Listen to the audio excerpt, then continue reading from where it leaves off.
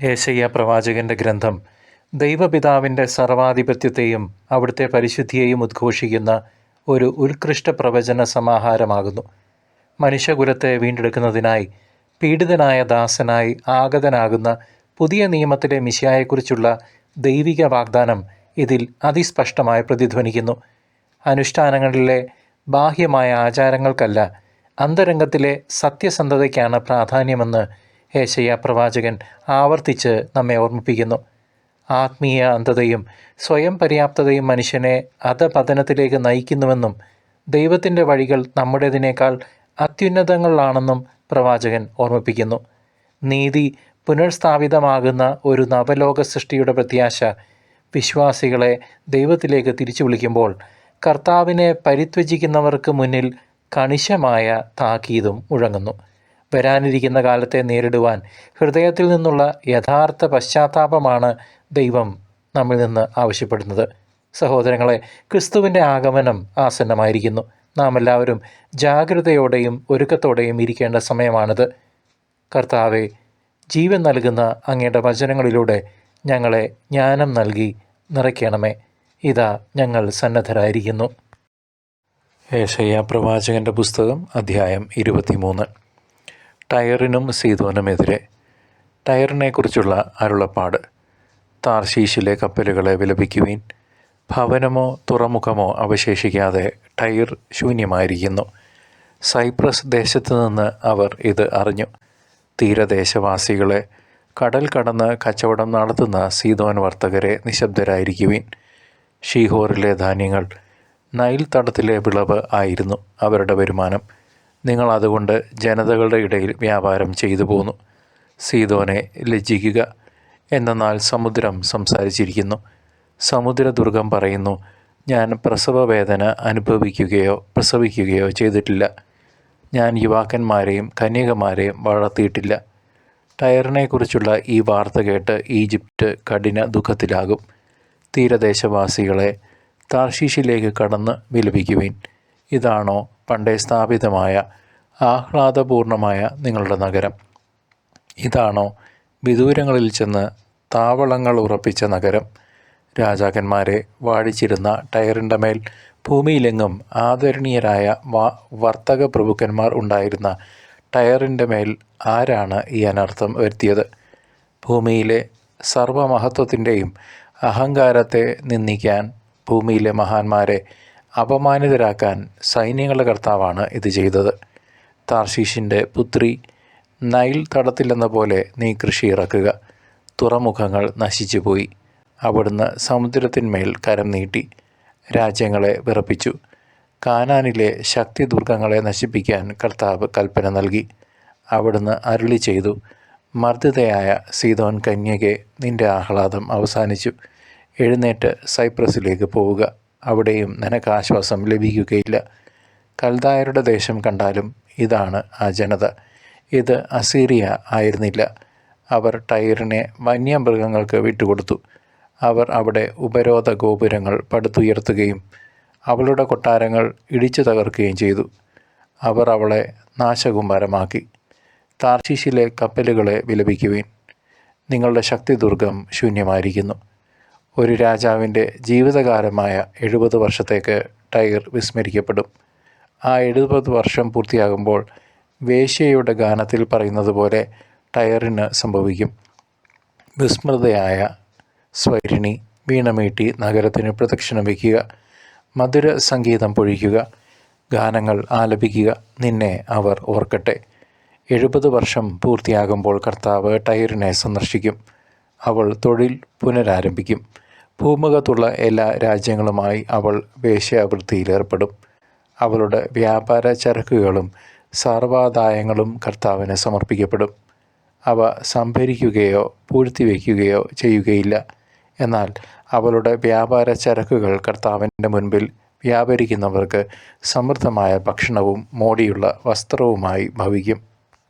പ്രിയ ദൈവജനമേ, പുരാതന കാലത്തെ വലിയ കച്ചവട കേന്ദ്രമായിരുന്ന സോറിനും സീദോനുമെതിരെയുള്ള ദൈവത്തിൻ്റെ അരുളപ്പാടാണ് 23-ാം അധ്യായത്തിൻ്റെ പശ്ചാത്തലം. അസീറിയൻ സാമ്രാജ്യം ശക്തി പ്രാപിച്ചു വരുന്ന കാലത്ത് തങ്ങളുടെ സാമ്പത്തിക കരുത്തിൽ അഹങ്കരിച്ചു നടന്ന ഫിനീഷ്യൻ നഗരങ്ങളെക്കുറിച്ചാണ് പ്രവാചകൻ സംസാരിക്കുന്നത്. കടലിലെ രാജകുമാരി എന്നറിയപ്പെടുന്ന സോർ നഗരം തങ്ങൾ സുരക്ഷിതരാണെന്ന് വിശ്വസിച്ചിരുന്നു. എന്നാൽ സകല ജാതികളുടെ മേൽ അധികാരമുള്ള ദൈവം അവരുടെ അഹങ്കാരത്തിന് അറുതി വരുത്താൻ പോവുകയായിരുന്നു. ഈ ചരിത്ര സത്യം ലോകത്തിലെ സകല പ്രതാപങ്ങളും നശ്വരമാണെന്ന് നമ്മെ ഓർമ്മിപ്പിക്കട്ടെ. ഐശ്വര്യത്തിൻ്റെ കൊടുമുടിയിൽ നിൽക്കുമ്പോഴും ദൈവത്തെ മറക്കരുത് എന്ന വലിയ പാഠം ഇതിലുണ്ട്. പ്രിയ ദൈവജനമേ, ഈ അധ്യായത്തിലെ പ്രധാന സന്ദേശം ലൗകികമായ നേട്ടങ്ങളുടെയും അഹങ്കാരത്തിൻ്റെയും തകർച്ചയെക്കുറിച്ചുള്ള പ്രവചനമാണ്. സോർ നഗരം നശിപ്പിക്കപ്പെടുമെന്നും അതിൻ്റെ കച്ചവടം നിലയ്ക്കും എന്നുമുള്ള ദൈവവചനം വളരെ ഗൗരവമേറിയതാണ്. അക്കാലത്തെ പ്രതാപശാലികളായ കച്ചവടക്കാരും നാവികരും ഈ തകർച്ചയിൽ നടുങ്ങിപ്പോകുമെന്ന് പ്രവാചകൻ മുൻകൂട്ടി കണ്ടു. മനുഷ്യൻ പടുത്തുയർത്തുന്ന സാമ്രാജ്യങ്ങൾ ദൈവഹിതത്തിന് നിരക്കാത്തതാണെങ്കിൽ അവ തകർന്നടിയുമെന്ന് ഈ വചനം വ്യക്തമാക്കുന്നു. സകല മഹത്വത്തെയും നിസ്സാരമാക്കുന്ന ദൈവത്തിൻ്റെ കരമാണ് ഇവിടെ വെളിപ്പെടുന്നത്. നമ്മുടെ ജീവിതത്തിലെ നേട്ടങ്ങൾ, പ്രിയ സഹോദര സഹോദരി, ദൈവകൃപയാണെന്ന് തിരിച്ചറിയാൻ ഈ സന്ദേശം നമ്മെ സഹായിക്കട്ടെ. ഹിസ്കിയ രാജാവിൻ്റെ കാലത്തിൽ അസീറിയൻ രാജാവായ സെൻഹരീബ് നടത്തിയ പടയോട്ടങ്ങളിൽ ഈ പ്രവചനം ഭാഗികമായി നിറവേറുന്നത് നമുക്ക് കാണുവാൻ സാധിക്കും. പിന്നീട് ബാബിലോണിയൻ രാജാവായ നെബൂഖദ്നേസറും ഗ്രീക്ക് ചക്രവർത്തിയായ അലക്സാണ്ടറും സോറിനെ കീഴടക്കിയപ്പോൾ ഈ പ്രവചനം പൂർത്തിയായി. അന്ന് ലോകം മുഴുവൻ വ്യാപാര ബന്ധമുണ്ടായിരുന്ന ഈ നഗരം വെറും പാറക്കെട്ടായി മാറുമെന്ന് ദൈവം അരുളി ചെയ്തു. രാഷ്ട്രീയ അസ്ഥിരതകൾക്കിടയിലും ദൈവത്തിൻ്റെ വചനം അണുവിട മാറാതെ നടപ്പിലാക്കുമെന്ന് യഹൂദ ജനം ഇതിലൂടെ മനസ്സിലാക്കി. ഐശ്വര്യത്തിൻ്റെതായ കപ്പലുകൾ മുങ്ങുമ്പോഴും ദൈവത്തിൻ്റെ വാഗ്ദാനങ്ങൾ മാത്രം നിലനിൽക്കുന്നു. ഈ ചരിത്രപരമായ പൂർത്തീകരണം ദൈവത്തിൻ്റെ പരമാധികാരത്തെ ഊട്ടിയുറപ്പിക്കുന്ന വലിയ അടയാളമാണ്. പ്രവാചകനായ യേശയ്യ ഈ അധ്യായത്തിലൂടെ തൻ്റെ അചഞ്ചലമായ ധൈര്യവും ദൈവത്തോടുള്ള വിശ്വസ്തതയും പ്രകടിപ്പിക്കുന്നു. അതിശക്തമായ ഒരു നഗരത്തിൻ്റെ പതനം പ്രവചിക്കുക എന്നത് അക്കാലത്ത് വലിയ വെല്ലുവിളിയായിരുന്നു. എന്നിട്ടും ദൈവത്തിൻ്റെ വചനം ഒളിച്ചു വയ്ക്കാതെ വിളിച്ചു പറയാൻ യേശയ്യ കാണിച്ച ആർജവം ശ്രദ്ധേയമാണ്. ലോകത്തിൻ്റെ പ്രതാപങ്ങളിൽ മനം മയങ്ങാതെ ദൈവത്തിൻ്റെ നീതിയെ ഉയർത്തിപ്പിടിക്കാൻ പ്രവാചകൻ സന്നദ്ധനായി. അഹങ്കാരികളുടെ വീഴ്ചയിൽ പ്രവാചകൻ സന്തോഷിക്കുകയല്ല, മറിച്ച് ദൈവത്തിൻ്റെ ശിക്ഷാവിധിയിലുള്ള ഭയഭക്തി വെളിപ്പെടുത്തുകയാണ് ചെയ്യുന്നത്. നീതിക്ക് വേണ്ടി നിലകൊള്ളുന്നവർക്ക് ലഭിക്കുന്ന ദൈവികമായ ഉൾക്കാഴ്ചയാണ് യേശയ്യ ഇവിടെ പ്രകടിപ്പിക്കുന്നത്. ഇന്നത്തെ വിശ്വാസികൾക്ക് ഈ അധ്യായം നൽകുന്ന പാഠം ലളിതവും എന്നാൽ അഗാധവുമാണ്.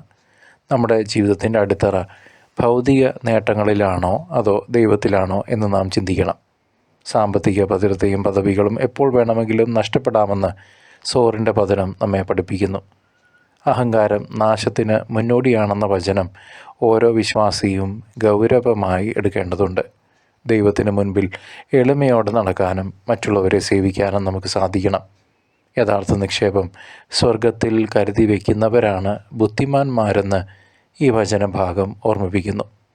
പ്രിയ ദൈവജനമേ, നൂതന ലോകത്തിൻ്റെ ആർഭാടങ്ങളിലും സാങ്കേതിക തികവിലും അഹങ്കരിക്കുന്ന ആധുനിക മനുഷ്യന് ഈ സന്ദേശം വളരെ വളരെ പ്രസക്തമാണ്.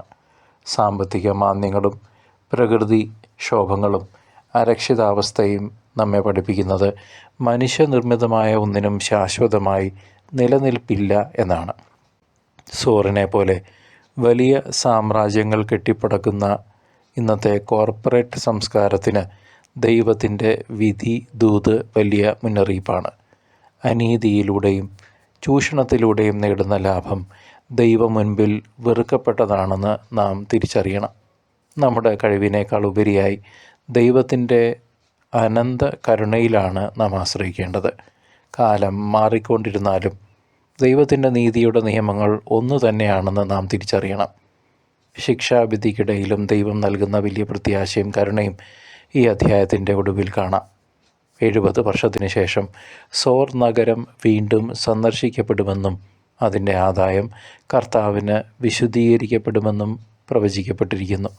ശിക്ഷിക്കുന്നത് തകർക്കാനല്ല, മറിച്ച് വിശുദ്ധീകരിക്കാനാണെന്ന് ദൈവം ഇതിലൂടെ നമുക്ക് ഓരോരുത്തർക്കും കാണിച്ചു തരുന്നു. കർത്താവിൻ്റെ രണ്ടാം വരവിനായി കാത്തിരിക്കുന്ന നാം ഓരോ തകർച്ചയിലും ദൈവത്തിൻ്റെ പുതുക്കൽ പ്രത്യാശയോടെ കാണണം.